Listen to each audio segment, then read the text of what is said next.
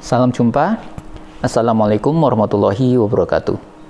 Selamat datang di sesi ketiga dari mata kuliah akuntansi lanjutan. Pada sesi ini kita akan bahas mengenai pengenalan atas laporan konsolidasian. Mari kita cek.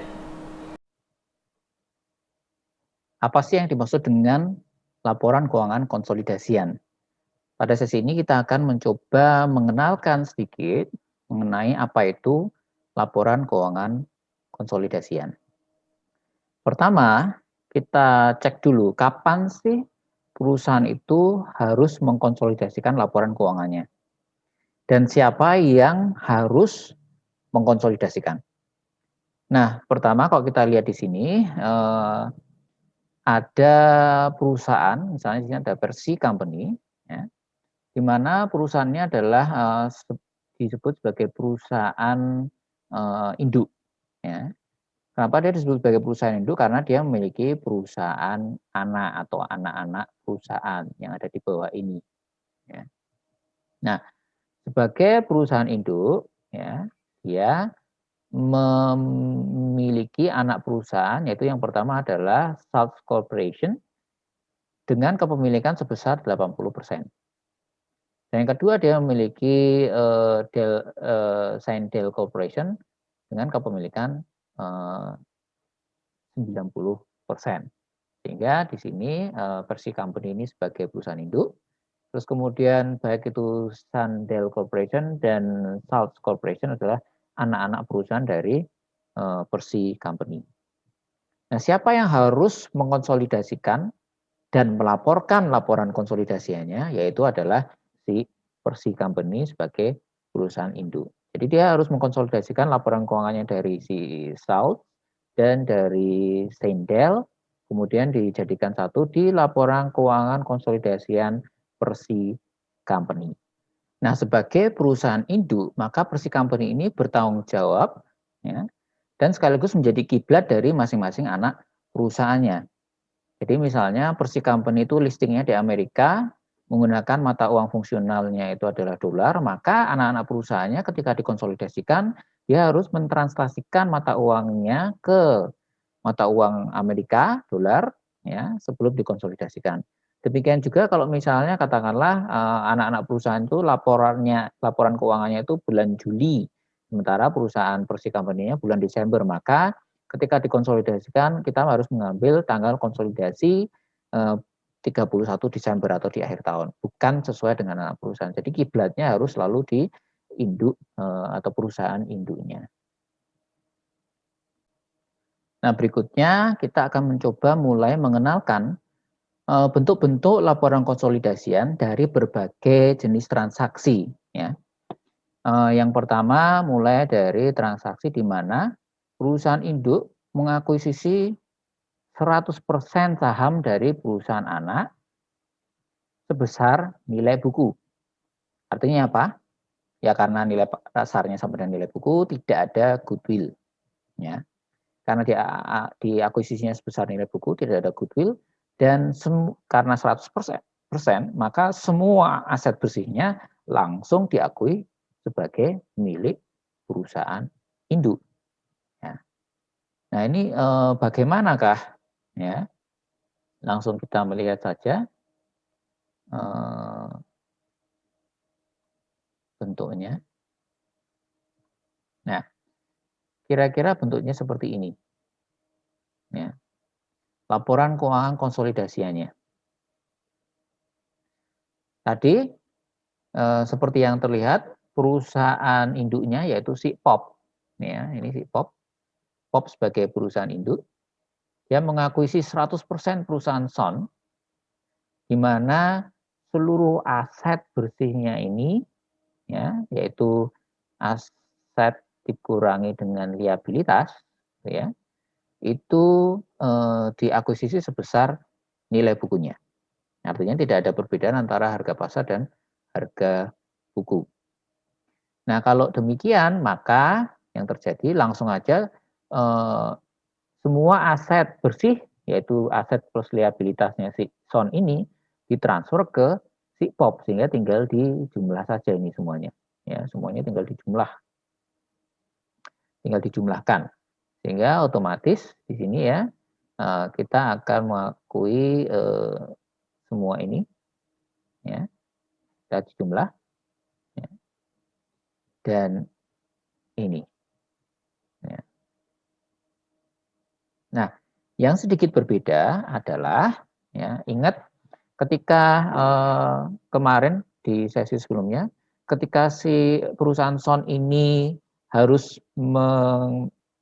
mentransfer semua aset bersih, ya, mentransfer semua aset bersih, maka ketika kita mengakui tambahan aset bersih, yaitu aset dikurangi liabilitas, ya, itu ada satu aset yang dimiliki oleh si perusahaan induknya harus dihapus. Ya. Karena semua aset bersihnya sekarang sudah dipindah, maka aset tadi harus dihapus, yaitu adalah aset investasi. Ya, investasinya ini harus dihapus. Ya. Nah, investasinya dihapus, ya, maka otomatis ekuitas dari Son itu juga akan hilang. Ya, karena 100% ya, ekuitas itu diwakili oleh aset bersihnya. Ya. Sehingga di sini ekuitasnya tidak lagi diakui oleh perusahaan konsolidasian. Dianggap perusahaan Son itu sudah melebur ke perusahaan POP, tidak ada sisa ekuitas yang dia miliki sama sekali. Sehingga perusahaan Son itu harus tidak ada. Ya, sehingga di sini yang punya ekuitas hanya perusahaan POP. Terus kalau tanya, loh Pak, ekuitasnya kemana? Ya ekuitasnya tadi kan, masih ingat ya, aset bersih itu sama dengan ekuitas. Aset bersihnya kemana? Sudah pindah semuanya ke si POP. Ya, sehingga ekuitasnya ya hilang. Karena aset bersihnya sekarang sudah pindah ke si POP. Sehingga di sini kita lihat ekuitasnya perusahaan konsolidasian sama dengan ekuitas perusahaan induknya. Ya, yang berubah hanya aset bersih dari perusahaan konsolidasian dan akun investasi yang dimiliki oleh perusahaan POP.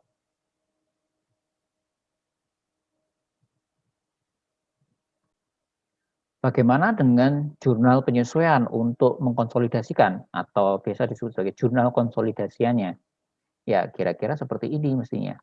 Karena kita akan menghapus ekuitas, maka ekuitas itu harus kita taruh di debit. Jadi kita akan menulis capital stock di debit besar berapa itu? 60, ini punyanya si Son gitu ya.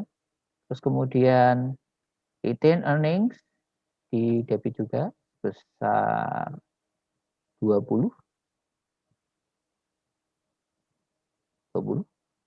Dan tadi apa yang kita hapus yaitu akun investasi yang dimiliki oleh si POP, investment in Son besar 80. Ini jurnal eliminasi atau jurnal konsolidasian atau jurnal penyesuaian untuk mengkonsolidasikan. Nah, sekarang transaksi yang kedua, yaitu ketika akuisisi dilakukan terhadap 100% saham dari perusahaan anak, dari sini. Ya. Tapi ada goodwill, artinya apa? Nilai untuk mengakuisisi itu di atas harga pasar aset bersih perusahaan yang diakuisisi. Nah, di sini dicontohkan misalnya, POP mengakuisisi Son $100.000, ya, di mana ada ekses dari investasinya besar 20.000, ya, yaitu 100.000 investasi dikurangi 80.000 ekuitasnya, tadi kan 100% ya, ekuitasnya tadi ada capital stock dan ada return earning 80.000, sehingga ada 20.000 ekses. Ya. Nah, artinya ya, dia mengakuisisi di atas nilai ekuitasnya. Ya, muncullah yang namanya goodwill. Nah, terus kemudian berarti harus dieliminasi pada saat melakukan konsolidasian. Ya. Ketika melakukan eliminasi karena ada goodwill tadi ya, dan investasinya itu tidak 80.000 tapi 100.000, ya, maka Kita lihat jurnal eliminasinya terlebih dahulu. Langsung next ke sini. Nah, langsung terlihat di sini bahwa pertama tadi investasinya itu 100.000. Nilai investasinya adalah 100.000 dolar, gitu ya. Ya. Sementara tadi kita lihat ekuitasnya yaitu capital stock dan return earning-nya kalau itu adalah hanya 80.000.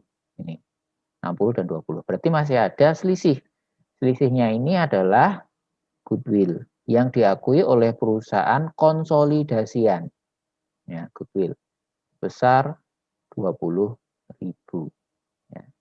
Sehingga kapan goodwill itu diakui ya ketika ya terjadi kombinasi bisnis. Ya, hanya pada kombinasi bisnis. Dan yang mengakui siapa dan yang dicatatnya di mana? Di laporan keuangan konsolidasian. Nah, laporan keuangannya bentuknya kira-kira seperti ini. Hampir sama dengan tadi, hanya saja bedanya ya di sini perlihatkan adanya eliminasi dan penyesuaiannya gitu ya. Tadi seperti kita lihat, pertama investasinya 100.000 di sini ya. Dieliminasi 100.000 ini ya terhadap ekuitas yang dimiliki oleh si Son ya, sehingga ekuitasnya ini dieliminasi ya. Ternyata masih ada selisih yaitu sebesar 20 ya, sehingga di laporan keuangan konsolidasian selain menambah semua asetnya ini dan dan liabilitasnya, aset bersihnya ditambah plus kita harus mengakui satu aset baru namanya goodwill di laporan keuangan konsolidasiannya.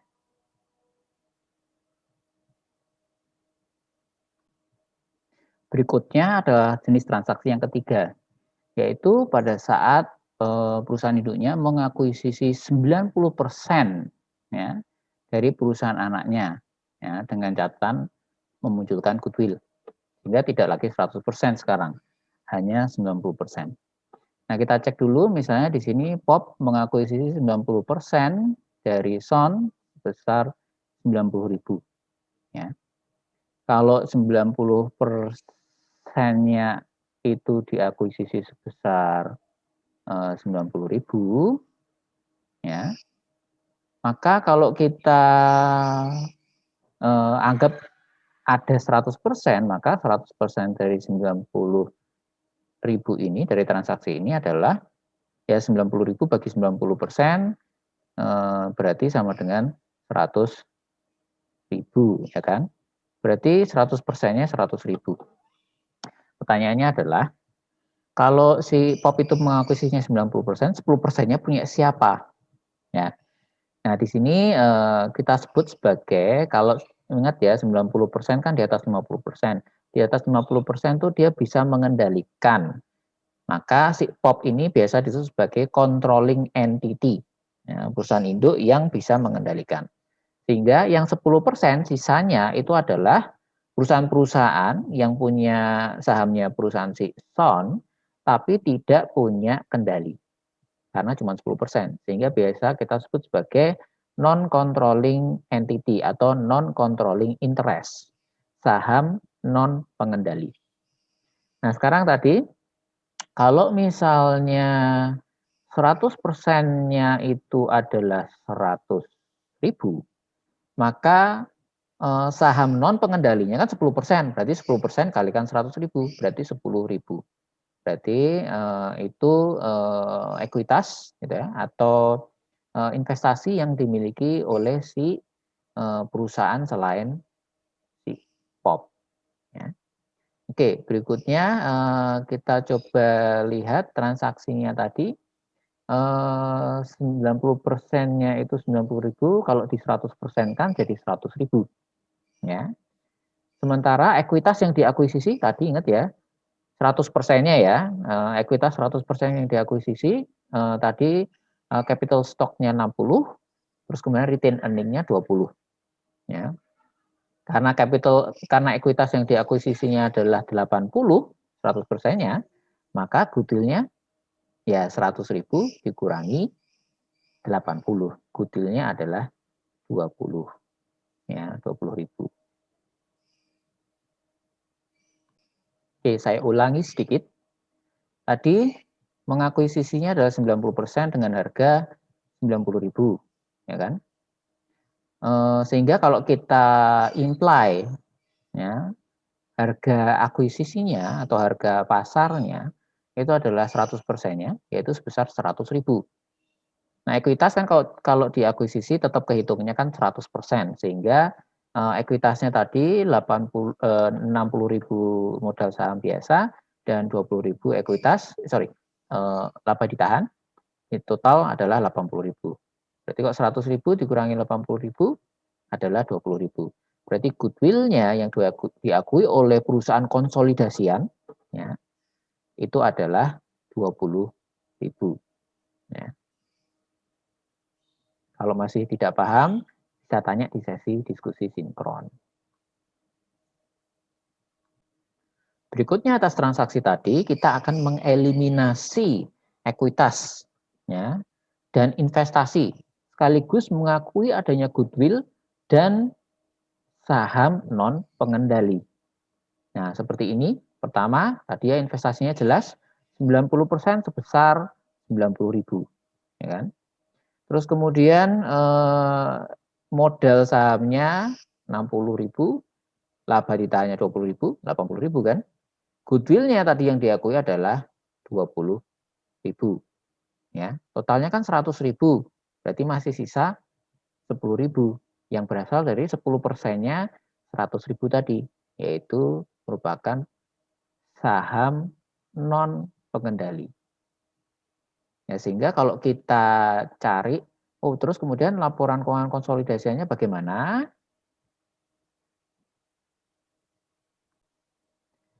Nah, untuk laporan keuangan konsolidasinya tadi sama ya. Satu, investasi 90 dihapus. Ya, investasi sebesar 90.000 ini dihapus. Terus kemudian goodwill diakui sebesar 20.000. Ekuitasnya PT Son itu dihapus sebesar 80.000 gitu ya. Tapi sebentar, kan bukan 100%.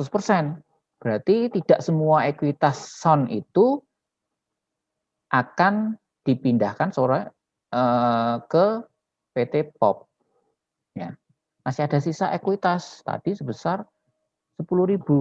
Ya, akan tapi milik pemegang saham non pengendali. Sehingga di sini di laporan keuangan konsolidasian kita mengakui satu ekuitas baru, namanya adalah saham non pengendali besar 10.000 yang akan masuk di bagian ekuitas di laporan keuangan konsolidasian. Ini menandakan bahwa tidak semua aset bersihnya itu dimiliki oleh PT POP. Ya, sebagian dimiliki oleh saham non pengendali sebesar 10.000.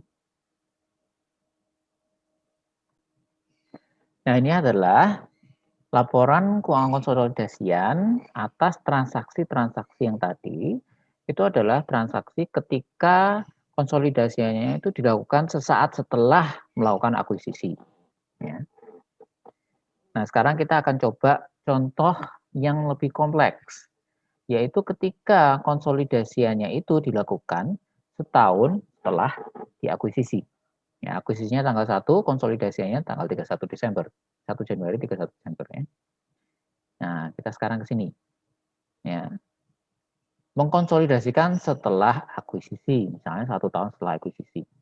Sehingga di sini contohkan misalnya untuk POP dan Sun di Desember tahun itu ya, 1 tahun kira-kira berarti dari Januari, itu laporan keuangan akhirnya itu ini. Ya. Ini asetnya, terus kemudian liabilitas dan ekuitasnya ada di sini. Nah, ini 1 tahun setelah diakuisisi. Nah, beberapa asumsi, artinya sudah terjadi transaksi kan di tahun tersebut. Nah, yaitu yang pertama, transaksi akuisisinya dilakukan tanggal 1 Januari. 90% untuk membeli 90.000 untuk membeli 90%. Di mana ekuitasnya waktu itu 80.000. Jadi sama kayak tadi ya transaksinya. Ya. Tapi tambahannya ini ada account payable dari Son gitu ya. Account payable-nya Son yang hutangnya itu ke POP. Ya, jadi POP punya account receivable dari Son ya di sini atau kebalik. Ya, nanti kita cek. Terus berikutnya selama tahun 2016 labanya adalah 40.000 dan dia mengumumkan ada dividen sebesar 20.000 ya. Nah, kalau di sini kan kita bisa lihat berarti investasi awal tahun itu adalah 90.000. Ya, investasi awal tahun 90.000. Ketika ada transaksi ini yaitu laba dan dividen, ingat ya, si POP harus mencatat metode ekuitas. Ya. Oleh karena itu, ketika POP mencatatnya menggunakan metode ekuitas, ya, ketika ada laba, maka kita harus mengakui bagian dari labanya. Ya. Karena labanya adalah 40.000, maka harus kita kalikan dengan 90%. Berarti laba yang diakui akan menambah akun investasi. Ingat kemarin ya, kalau ada laba akan menambah akun investasi. Ini sebesar 90% dari 40.000, 36.000. Sementara dia juga mengumumkan adanya dividen, tapi tidak dibayar ya ini, berarti masih hutang. Berarti si POP punya dividen receivable, si Son punya dividen payable. Ya. Berapa dividen receivable yang diakui oleh si POP?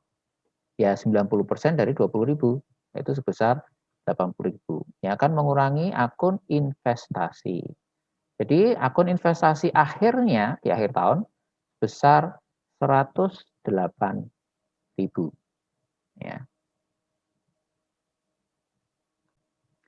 Nah, dari transaksi-transaksi tadi, sekarang kita coba untuk mengeliminasi akun-akun yang perlu dieliminasi pada saat dikonsolidasikan. Pertama, kita hitung goodwill. Goodwill dihitung pada saat mengakuisisi atau di awal tahun tadi. Nah, berarti sama dengan yang kasus transaksi sebelumnya. Goodwill-nya tadi adalah 20.000. Ya, cukup jelas ya. Sehingga goodwill-nya tidak perlu saya perhitungkan kembali. Goodwill-nya tadi adalah 20.000. Nah, karena ini tahun berikutnya tadi, akun investasi yang harus saya eliminasi adalah sebesar di sini 108.000. Ya, akun investasinya yang harus dieliminasi adalah 108.000. Nah, sekarang yang jadi pertanyaan adalah 108.000 ya, 108.000 itu mewakili 90%. Ya. Berarti 100%-nya itu adalah 108.000 dibagi 90%. 100%-nya adalah di sini sudah dihitungkan sebesar 120.000. 10%-nya adalah milik saham non pengendali. Berarti tinggal kalikan 10%, berarti saham non pengendalinya di sini adalah 12.000.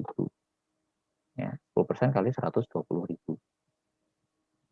Nah, sekarang kita lihat goodwill-nya sama kan 20.000. Ini dieliminasi. Modal saham biasanya karena tidak ada menerbitkan saham baru maka sama 60.000. Yang berbeda adalah laba ditahan. Lalu laba ditahan di awal tadi berapa? 20.000 kan? Laba ditahan sebelum di awal tahun. Nah, makanya 60 plus 20 jadi 80 kan tadi. Nah, laba ditahan di awalnya adalah 20.000.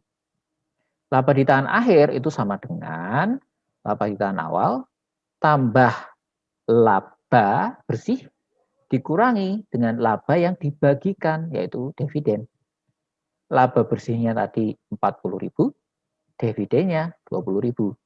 Berarti 20.000 laba ditahan awal ditambah 40.000 laba bersih dikurangi 20.000 dividen. Nah, berarti sisanya adalah 40.000. Ya. Jadi atau ditambah 20.000 dari selisih antara laba bersih dikurangi dividen. Ya. Jadi 20.000 laba ditahan awal plus 20.000 laba ditahan dari transaksi selama tahun berjalan. Ya, maka tereliminasilah akun investasi, terakuilah goodwill, ya, terakuilah saham non pengendali. Ya. Selesai? Belum. Ya, ternyata tadi kan dividennya itu tidak dibayar secara tunai, sehingga perusahaan POP punya dividen receivable atas perusahaan si Son. Nah, oleh karena itulah ya, maka sekarang harus kita hapus. Caranya menghapus karena ini adalah istilahnya adalah akun resiprokal, yaitu akun tandingan. Si POP punya receivable, si Son punya payable. Ya tinggal dibalik saja. Sehingga di sini dividend payable-nya si Son itu kita debit, dividen receivable-nya si POP kita kredit, sehingga terhapus. Tadi ingat dividen receivable-nya kan 90% dari 20.000, 18.000. Ya. Tadi diketahui juga bahwa ada hutangnya. Jadi POP itu punya hutang terhadap kebalik tadi ya. Ya benar. POP punya hutang terhadap si siapa tadi? Terhadap si Son punya hutang terhadap POP. Nah, hutang ini itu juga harus kita hapus. Ya, kita cek kembali ke depan hutangnya itu asumsinya apa. Nih, account payable include 10.000 owed to POP. Oke. Sehingga di sini akan kita hapus. Ya. Nah, kita hapus. Kalau tidak diketahui hutangnya itu karena ada piutang, ya maka kita bisa menggunakan other current asset untuk menghapusnya. Tapi kalau diketahui hutangnya itu ada karena hutang piutang, ya, maka kita bisa pakai langsung akun account receivable di sini. Totalnya adalah sebesar 10.000. Sehingga sekarang terhapuslah sudah, dan laporan keuangan konsolidasinya kalau kita lihat itu jadi kira-kira seperti ini. Nah, ini dia. Nah, seperti terlihat di sini tadi dari semua penyelesaiannya sudah dimasukkan ya. Ini ada dividen receivable-nya ini dikurangi, dihapus, dihapus. Terus kemudian ada other current asset-nya yang akan dikurangi juga sebesar 10.000 ya sebelum di total.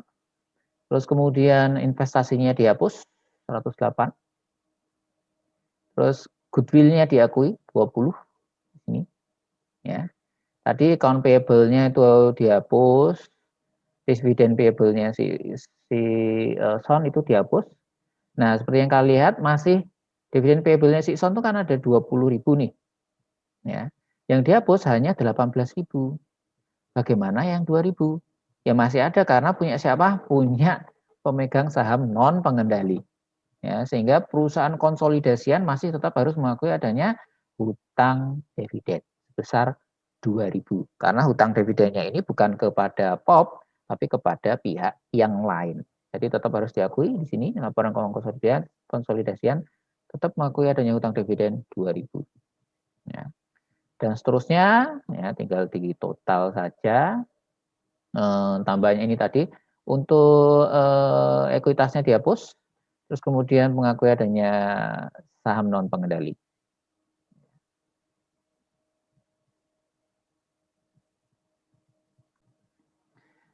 Nah, transaksi berikutnya yang lebih kompleks. Bagaimana kalau sekarang tidak hanya transaksi konsolidasinya itu setelah akuisisi, gitu ya, tapi juga ternyata di situ ada perbedaan antara nilai aset, nilai pasar aset bersih dan nilai buku dari aset bersihnya, atau biasa kita sebut sebagai ekses yang teridentifikasi dan harus dialokasikan kepada aset bersih yang teridentifikasi tadi. Nah, di sini misalnya transaksinya PEM beli 90% ya. PEM beli 90% dari si Sun, gitu ya. Saya beli 90% dari Sun. Dengan cara membeli ya sebesar 5,2 cash plus menerbitkan saham 100.000 dengan nilai pasar 5 juta gitu ya. Jadi 100.000 nilai pasarnya 5 juta. Ya. Tambahan cost-nya untuk menerbitkan sekian dan seterusnya ya. Dia hanya beli 90% ya.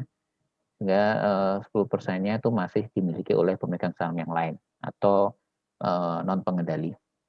Nah, untuk transaksi ini pencatatannya nggak perlu saya bahas lagi, mestinya teman-teman masih ingat caranya ya. Di sini intinya mengaku investasi tadi 5,2 plus 5 juta 10,2 ya. Kreditnya ini ada biaya. Nah, yang lebih penting adalah bagaimana kita mengalokasikan adanya perbedaan nilai aset bersih ya pada saat transaksinya. Nah, sekarang kita lihat. Nah, inilah perbedaan nilai aset bersihnya. Yang lebih penting kita lihat yang di bagian si Sun ini. Ini diselisihkan sehingga ada perbedaan nilai aset bersih antara harga pasar dengan nilai buku. Ya, itu yang pertama. Yang kedua, kita lihat nilai ekuitasnya. Ini nilai ekuitasnya adalah sebesar 4 juta plus 1 juta plus 9 juta. 5.900.000. Ya, itu nilai equity. Nah, nilai buku dari ekuitas. Nah, ini yang dibeli.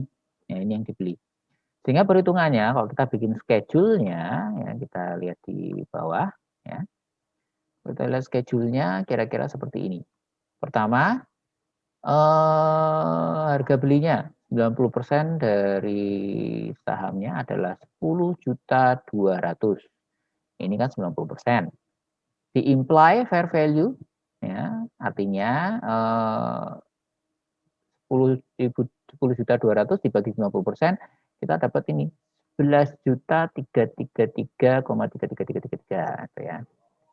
Angkanya segini. Nah, ini implied fair value. Ini menggambarkan 100%. Ya, dia menggambarkan 100%-nya di sini ya. Ini adalah 100%-nya. Ya, gampangnya gitu. Terus kemudian nilai buku dari ekuitas tadi ya, totalnya adalah 5.900.000. Nih, 5.900.000. Berarti masih ada sisa. Ya, sisanya adalah yaitu fair value over book value sebesar 5.433.333. Ya. Nah, dari ini ternyata teridentifikasi ada beberapa aset bersih yang nilai pasarnya berbeda dengan nilai buku. Pertama, ada sediaan. Nilai pasarnya 600 juta, nilai bukunya 500 juta sehingga dia undervalued atau overvalued. Nilai bukunya lebih rendah daripada nilai pasar, berarti dia mencatatnya lebih rendah, misalnya undervalued. Berarti ada ekses sebesar 100.000. Ya, intinya seakan-akan ada laba yang menempel sebesar 100.000, masih ingat ya. Kemudian tanah sama, bangunan sama. Nah, peralatan sedikit berbeda, dia overvalued, nyatatnya lebih tinggi daripada nilai pasar sehingga di sini minus 300.000. Ya. Notes payable sama, ya, sehingga dia menambah 100.000. Berarti dari 5.433.333 ini yang bisa dialokasikan ke aset bersih totalnya adalah sebesar 1.100.000. Ini tadi. Ya. 1.100.000. Berarti 5.433 dikurangi 1.100.000 yaitu sebesar 4.333.333 adalah goodwill. Ya. Nah, mengakui dan mencatatnya kira-kira seperti itu. Nah, sekarang Bagaimana cara kita mengeliminasi transaksi seperti tadi? Ya, sama sebenarnya. Ya, kita lihat ya investasi. Ya, investasinya tadi 10.200.000. Ya, investasinya adalah 10.200.000 jelas. Ya, 10.200.000. Ini adalah 90%. Ya, berarti terus kemudian kalau pengen tahu 100%-nya ya 10.200.000 bagi 90 tadi ada 11 juta sekian gitu ya. 11.333. Ya, berarti kita bisa mengakui non controlling interest atau saham non pengendali ini dengan cara 10% dikalikan tadi 11.333, yaitu dapat 1.133.333 ya. Nah, sekarang baru kita cek ke sebelah sini. Common stock dihapus, ini sesuai dengan yang ada di buku tadi. Ekuitasnya 4 juta dihapus. Tadi ada additional paid in capital-nya juga dihapus 1 juta. Ada retain earning sebesar 900.000 ya. Nah, tadi kita ada unamortized excess ya, yaitu selisih antara nilai pasar dan nilai buku yang belum dialokasikan. Totalnya adalah 5.433.333 gitu ya. Sebenarnya seperti itu. Nah, unamortized excess ini bisa kita breakdown. Ya, isinya apa sih unamortized excess? Ya. Oh, ya kita lihat bawahnya. Unamortized excess itu ketika kita hapus, ya, hapus nih unamortized excess-nya. Caranya ya 5.333 ini tadi langsung kita kreditkan. Berarti sudah terhapus, tidak ada lagi yang namanya unamortized excess. Kenapa? Karena harus dialokasikan. Ya. Tadi undervalued inventories, undervalued asset, land, undervalued building, dan overvalued notes payable. Ya, sebesar ini. Ya, totalnya ini. Plus overvalued equipment 300 yang tadi negatif. Ya, alokasinya di negatif kredit kan. Alokasinya negatif dia masuk ke dalam kredit atau mengurangi mengurangi peralatannya laporan keuangan konsolidasian. Sisanya ya, adalah 4.333 kita akui sebagai goodwill. Nah, angka-angka ini kemudian kita masukkan ke dalam laporan keuangan konsolidasian. Nah, bentuk laporan keuangan konsolidasiannya seperti ini ya. Tadi kalau kita lihat eliminasinya tadi, kita lihat dulu eliminasi yang dieliminasi adalah investasi dieliminasi, hapus ya. Ketika mengeliminasi investasi tadi ya, sekaligus mengeliminasi ekuitas, ini semuanya dihapus, ekuitasnya hilang, ekuitasnya si Son tadi hilang. Ketika mengeliminasi ekuitas sekaligus mengakui adanya saham non pengendali ya. Terus kemudian ada unamortized excess, tapi di sini tidak kita catat karena kan tadi langsung terhapus di jurnal eliminasi atau penyesuaian yang kedua. Langsung kita mengakui tambahan sediaan sebesar 100, tambahan tanah sebesar 200, tambahan building sebesar 100, dan tambahan liabilitas, balik ya tadi ya, liabilitasnya debit ya, jadi atau berkurang ya, pengurangan liabilitas sebesar 100 dan pengurangan tadi masih ada yang dikurangi equipment sebesar 300 ya. Dan kita mengakui asetnya si konsolidasian yaitu goodwill ya. Ini unamortized excess-nya kan debit, kredit sama langsung dihapusnya, nggak usah diakui oleh konsolidasinya, tidak diakui. Nah, ini ketika tadi ada selisih antara nilai pasar aset bersih dengan nilai bukunya dan kemudian harus dialokasikan.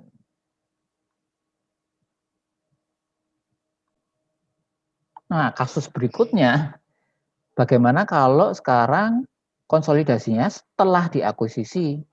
Nah, menggunakan kasus yang sebelumnya, kalau tadi kan langsung dikonsolidasi. Nah, sekarang kalau konsolidasinya itu tahun berikutnya gitu ya.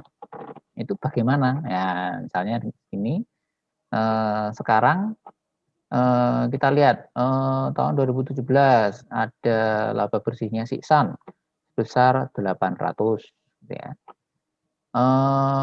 Terus ini laba bersihnya PEM yang sudah dikurangi laba berasal dari SAN sebesar sekian. Ya. Dividennya SISAN 300, dividen SIPAM 1.500 ini dibayar ya. Ya. Terus kemudian ini ekses yang tadi itu amortisasinya adalah satu, inventorinya dijual. Tanah masih dipegang sama SAN tanpa amortisasi ya, karena tanah memang biasanya tidak didepresiasi ya, sehingga di sini juga sama saja diamortisasi. Building yang under value tadi 40 tahun ya, mulai 1 Januari 2017 tadi pada saat akuisisi. Equipment-nya juga sama 5 tahun. Nah, di sini umur ekonomisnya sehingga harus diamortisasi. Kemudian notes payable-nya dilunasi ya, sehingga juga harus diamortisasi. Goodwill-nya tidak diamortisasi. Ya. Oke. Nah, kalau seperti ini bagaimana kita mencatat transaksinya? Sebelum melakukan eliminasi atas investasi saham dari SON, ya, kan kita harus menghitung dulu nilai investasi akhirnya. Tadi investasi awalnya adalah 10.200.000 tadi ya, ini ya investasi awalnya adalah 10.200.000. Nah, yang kita hapus bukan investasi awalnya, yang kita hapus adalah investasi akhir. Nah, investasi awalnya 10.200.000, terus kemudian kita perhitungkan transaksi tadi. Ada laba, ada dividen, terus kemudian ada amortisasi dari aset bersih yang diidentifikasi tadi. Ya, masih ingat di pertemuan sebelumnya ketika kita mencatatkan adanya metode ekuitas, ya, ketika ada amortisasi, kalau aset undervalued itu seperti misalnya inventory tadi, asetnya undervalued. Terus kemudian diamortisasi, artinya inventorinya dijual. Berarti kita harus mengakui adanya pengurangan laba. Ya. Sehingga income from SAN, income from subsidiary-nya itu didebit. Nah, kalau labanya berkurang, kemarin ingat ya, artinya kan laba ditahannya akan berkurang, laba ditahan berkurang, ekuitasnya berkurang. Padahal ekuitasnya diwakili oleh investasi, sehingga income debit, investment credit. Berarti investasinya akan berkurang bersamaan dengan berkurangnya laba. Sehingga di sini kita bisa menghitung penambahan labanya itu berapa. Ya. Nah, mari kita hitung. Pertama, laba yang dilaporkan adalah 800. Yang harus diakui oleh si PEM adalah 90%. Berarti 90 kali 800, 720. Ya, ini yang menambah laba atau menambah investasi, ya gampangnya gitu ya. Terus kemudian tadi ada amortisasi yang sifatnya kredit. Ya. Nah, karena amortisasinya kredit, maka ini akan menambah laba dan sekaligus menambah investasi, yaitu berasal dari peralatan. Ya, tadi peralatannya itu diamortisasi 5 tahun. Ya, berarti hitungannya 300.000 dibagi 5 tahun, tapi yang diakui hanya 90%, yaitu sebesar 54. Nah, ini yang menambah laba, ya, berasal dari si SON. Nah, masih ada yang mengurangi, yaitu tadi yang aset yang undervalued dan liabilitas yang overvalued. Ya. Sehingga kita hitung sama tadi inventory jual semuanya kalikan 90%. Ya. Tanah tidak diapa-apakan, jadi tetap ya tidak merubah apapun di sini ya, tidak ada amortisasi. Buildings 40 tahun berarti 1 juta bagi 40, 90%-nya yang diakui, 22,5 di sini. Notes payable-nya hapus semua 100.000, tapi kan yang diakui hanya 90%, ini 90. Sehingga pengurang laba dari Sun adalah di total 202,5. Jadi labanya bertambah sebesar 571,5. Tapi ingat, laba akan menambah investasi. Nah, jadi investasinya sekarang kita bisa hitung investasi akhir. Investasi awalnya 10.200.000 ditambah 571.500, berarti investasi akhirnya adalah 10.501.500.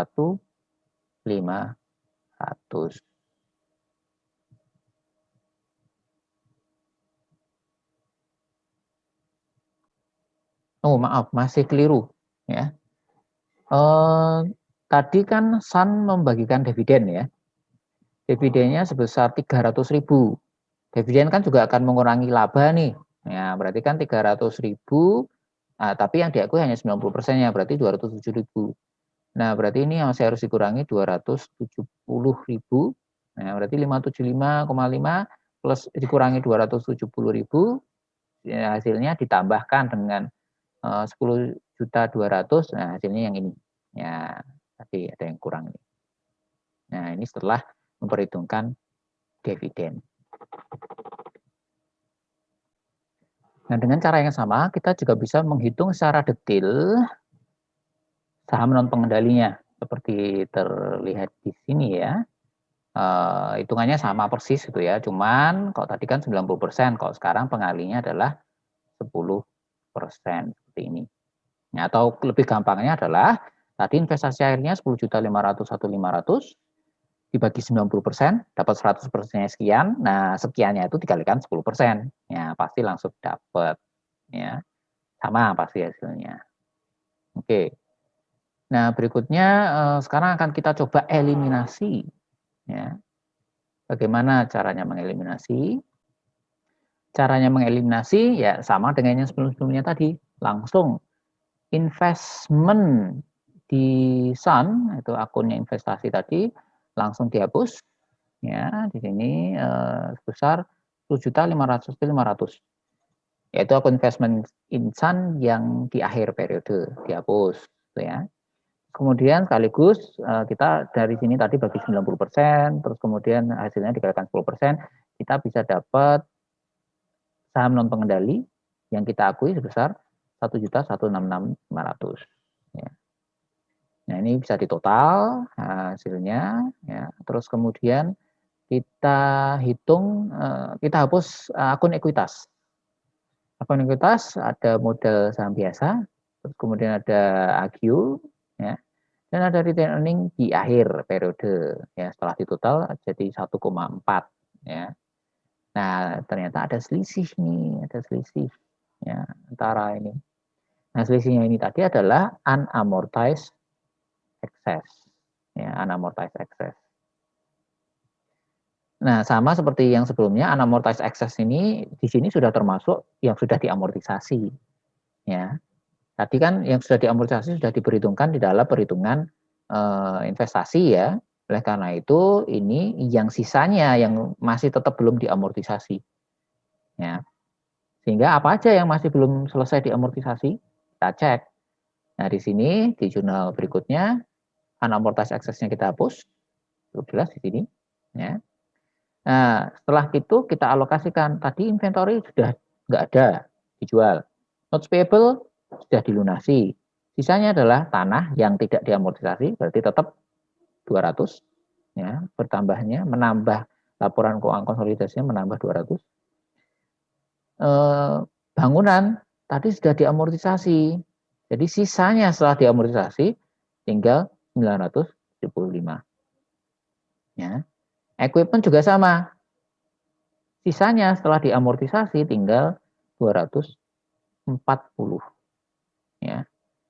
Nah, setelah itu dijumlahkan, ya, mestinya kalian akan menemukan goodwill sebesar 43333. Nah, ini harusnya sama dengan goodwill di awal tahun kalau tidak ada apa namanya, penyesuaian atas goodwill, ya. Coba kita cek goodwill di kasus yang sebelumnya. Back, oke, ini yang tadi. Nah, pengakuan goodwill 4333 masih sama, ya, goodwill-nya tidak mengalami pengurangan. Sedangkan inventories-nya tadi terjual sehingga sudah hapus. Land-nya tidak berubah. Buildings-nya itu berkurang jadi 900 berapa tadi? 25 atau 75. Kemudian notes payable-nya udah nggak ada. Equipment-nya berkurang dari 300 jadi 270 kalau nggak salah. Nah, lagi. Nah ini, ya, building-nya tadi berkurang karena diamortisasi 40 tahun. Equipment-nya 240 ya, karena diamortisasi selama 4 tahun atau 5 tahun tadi. Bagaimana dengan laporan keuangan konsolidasinya? Ya sama, tinggal kita jumlahkan dan kita eliminasi apa yang bisa kita jumlahkan dan bisa kita eliminasi. Seperti di sini misalnya, kalau kita lihat ya tadi land masih tetap bertambah 200 karena kan tidak diamortisasi. Ya. Buildings-nya pertambahannya sekarang jadi tinggal 975, 25-nya sudah diamortisasi. Ya. Equipment-nya akan berkurang 240 karena yang 60 tadi juga sudah diamortisasi. Ya. Investment akhirnya dihapus. Ya. Terus kemudian goodwill-nya tidak berubah, masih sama seperti tahun sebelumnya. Ya, 433333. Unamortized excess dihapus. Ya. Terus kemudian berikutnya kalau kita lihat di sini ekuitasnya dihapus, ya.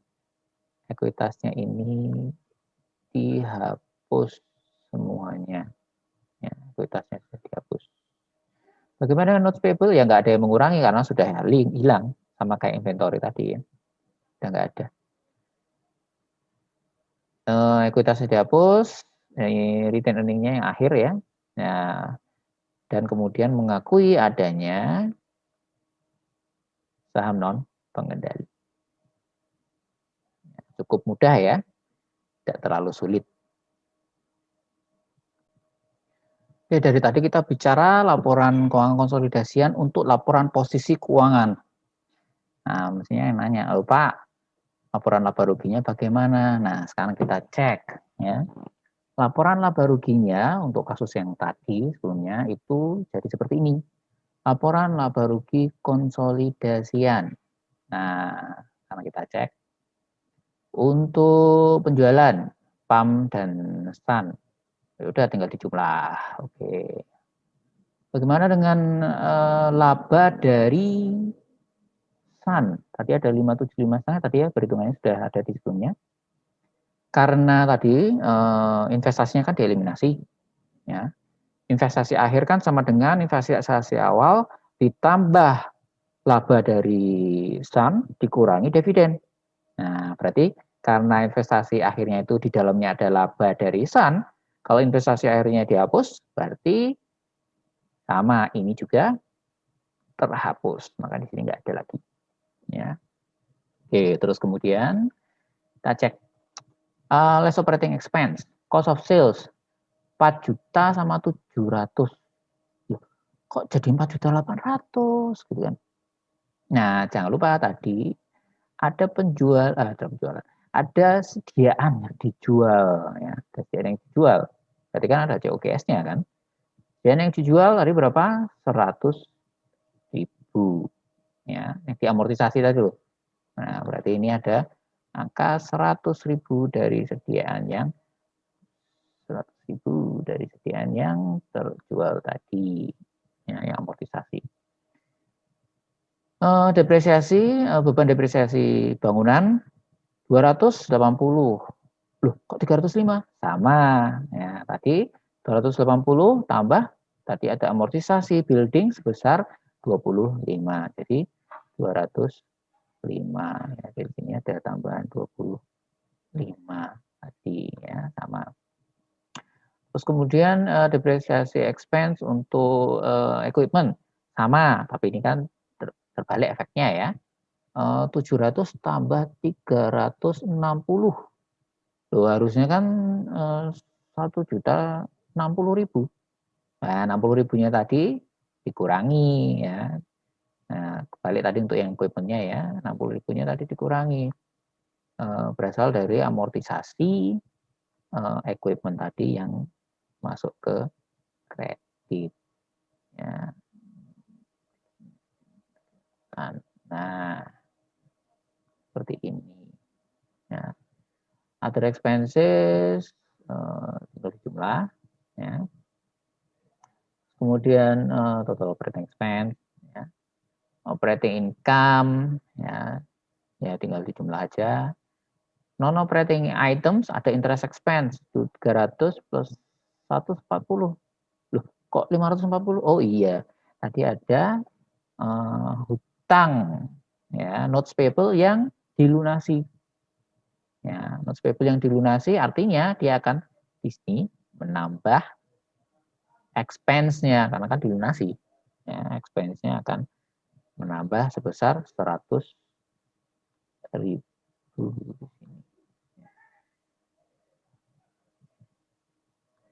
Kredit kan tadi ya, ini 100.000-nya berarti 3, 4, 5, 40 pas. Ya. Seperti itu. Nah, sekarang kita cek ke bawah. Oh, ini yang di bold nih. Controlling interest share. 3.095 apaan sih ini? Ya, kita cek di atasnya. Oh, ini adalah penjumlahan dari consolidated net income ya. Consolidated income dikurangi dengan non controlling. Jadi bagian laba dari saham non pengendali. Nah, ini namanya controlling interest share, yaitu yang ini 3.095 ini sama persis. Ya. Nah, berarti ini baru labanya si PEM. Laba konsolidasiannya harus ditambahkan dengan bagian laba dari saham pengendali. Nah, angkanya adalah 63,5. Dari mana?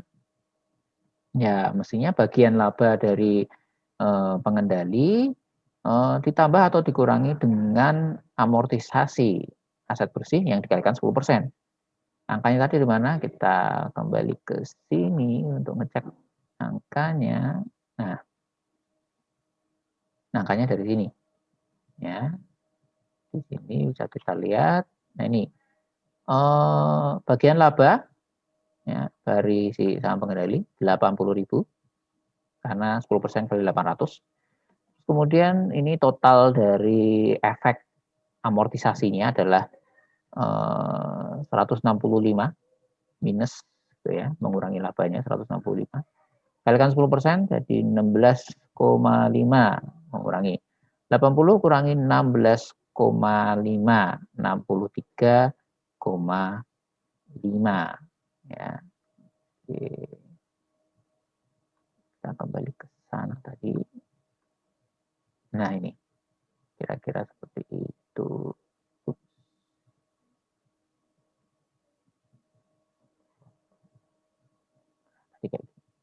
Nah, berarti 63,5 tadi berasal dari ya bagian labanya dikurangi dengan efek amortisasinya. Jadi 63,5. 3.095 tambah 63,5 adalah total laba konsolidasian di sini. Oke, terusnya ya retain earning-nya jelas ini tadi kan labanya tadi berasal dari si Sun, tadi kan sudah dihapus. Berarti retain earning yang diakui hanya yang punyanya perusahaan si PEM yang dikonsolidasikan ya, dan seterusnya sama ya, sampai sini. Ya, retain earning di akhir periode adalah sebesar 5.895 setelah ditotal, yaitu ekuitas awal dari PT PAM ditambah dengan total laba konsolidasiannya ya, jadi 5.895. Oke, ini untuk pengenalan konsolidasian. Gampang-gampang susah, nanti lebih susah lagi di sesi berikutnya insya Allah. Ya. Demikian apa yang bisa saya sampaikan dari materi ini. Terima kasih atas perhatiannya. Jangan lupa subscribe di channel ini. Sampai jumpa di sesi berikutnya. Assalamualaikum warahmatullahi wabarakatuh.